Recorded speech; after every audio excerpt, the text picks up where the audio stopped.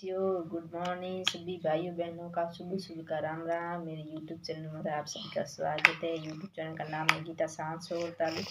तो ज़्यादा से ज़्यादा लोग वीडियो में जुड़ जाओ और वीडियो को देखो, शेयर करो, कमेंट करो, अच्छा लगे लाइक करना। थोड़ी कोई तो गीता 748 यूट्यूब चैनल नाम है। तो ज़्यादा से ज़्यादा लोग सब्सक्राइब कर देना मेरे यूट्यूब चैनल, थोड़ी सी सपोर्ट करना। तो सभी लोग कैसे हो कमेंट में बता देना।